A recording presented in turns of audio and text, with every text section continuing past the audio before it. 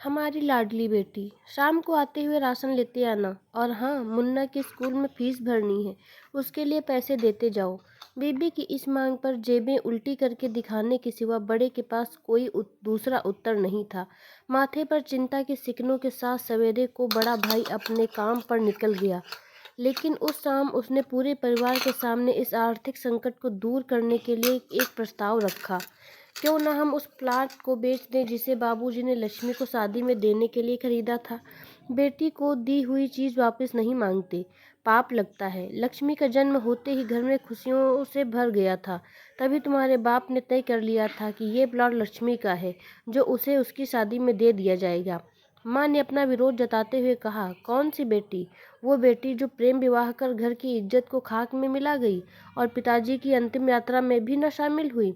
बड़े ने टोंट मारते हुए कहा, मेरा मुंह मत खुलवा यहाँ। कौन नहीं जानता कि लक्ष्मी को उस दिन गली के नाके से ही लौटा दिया गया था और उससे पहले पिता के आखिरी बार मिलने का हक भी छीन लिया गया था। माँ ने बेटी का पक्ष लेते हुए कहा। माँ के इस वार से दोनों बेटे चुप हो गए।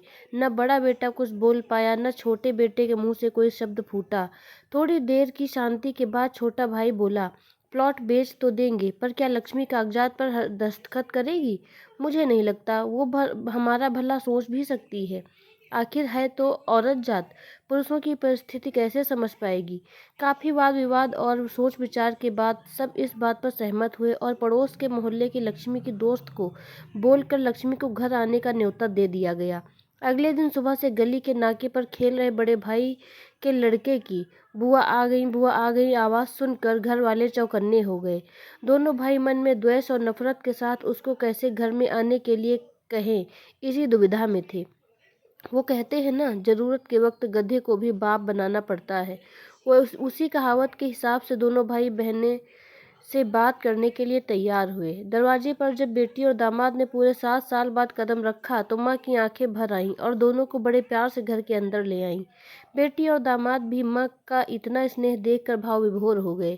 शाम को साथ में बैठे बेटी दोनों बेटों और दामाद के आगे हिचकिचाते हुए माँ ने ही प्लाट का मुद्दा उठाया। लक्ष्मी को थोड़ा सा अंदेशा था कि कोई बड़ी बात होगी। लक्ष्मी उसी दिन से यह सोच रही थी कि ऐसी क्या बात हो सकती है जो खड़ूस भाई उसके बाप का मुंह भी दिखाने के खिलाफ थे, वो अचानक इतने कैसे पिघल गए। लेकिन अब उसको सारी बात समझ में आ गई। लक्ष्मी ने तिरछी नज़र से पति की तरफ देखा तो वो बोल पड़ा, देखिए माँ जी, शादी से पहले जो कुछ आपका था वो आपका ही रहेगा। ना उस पर मेरा या लक्ष्मी का कोई हक था, ना है, ना भविष्य में हम मांगेंगे। इसीलिए आप निश्चिंत होकर प्लाट के साथ जो करना है कीजिए। आप जहाँ कहेंगे हम वहाँ साइन कर देंगे। सुबह से अपने जीजा से नज़रें चुरा रहे दोनों भाइयों ने अब अपने जीजा को अच्छे से देखा। सुबह प्लाट के कागजात पर बहन के दस्तखत लेकर काम खत्म किया जाए यह तय हुआ। सब इसी मीटिंग को खत्म कर उठ ही रहे थे कि टीवी पर अनाउंसमेंट हुआ कि आने वाले 21 दिनों तक देश में लॉकडाउन लगाया जा रहा है। लक्ष्मी के पति ने फ़ोन पर बात करने के बाद कहा, अब हम क्या करेंगे लक्ष्मी? कल की बस भी रद्द हो गई और 21 दिनों तक कोई बस नहीं है।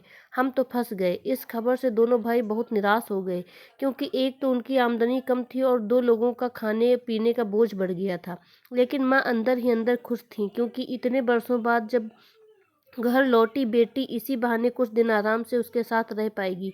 दोनों भाई छूटक सब्जी और फल बेचा करते थे। कुछ दिनों में ही लॉकडाउन के चलते और कोरोना वायरस के चलते लोगों ने उनसे सब्जियां और फल खरीदने बंद कर दिए।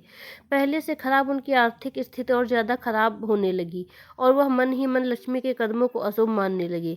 बहन और जीजा जी से उनकी यह हालत छुपी नहीं थी। लक्ष्मी के कहने पर उनके पति ने दोनों भाइयों की सब्जी और फल की रेडियो पर लोहे की रॉड और जालियां फिट कर दी। बाजार जाकर दोनों के लिए कैप, हाथों के दस्ताने और थोक भाव से सब्जी और फल खरीद लाए।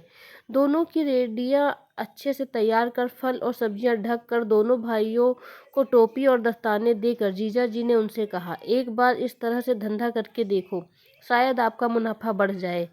थोड़ी आनाकानी करने के बाद दोनों भाइयों ने जीजा जी के समझाए अनुसार धंधा शुरू किया। 2-3 दिनों बाद ही कोरोना से घबराए लोग अब ढकी हुई फल और सब्जियां और दस्ताने और सेफ्टी का ध्यान रखते बेचने वालों से ही फल और सब्जियां खरीदने लगे। इस तरह समझदार दामाद की वजह से धीरे धीरे दोनों भाइयों का धंधा अच्छा चलने लगा और उनके घर का गल्ला जो पहले खाली हो रहा था अब धीरे धीरे भरने लगा। माँ जैसे अपने मरे हुए पति से मन ही मन संवाद साधने लगी। देखो जी, आपकी लक्ष्मी सच में लक्ष्मी है। उसके पाँव घर में पड़ते ही खुशियों से भर रहा है। दोनों भाइयों की आंखों में पहले जो गुस्सा था उसकी जगह अब शर्म ने ले ली थी। वह मन ही मन सोचते थे, क्या गलत किया था बहन ने, जो हमने उसके साथ इतना बुरा सलूक किया। शादी ही तो की थी और शादी करने से पहले हमें बताया भी तो था। हम ही थे जो उसे स्वीकार नहीं कर पाए।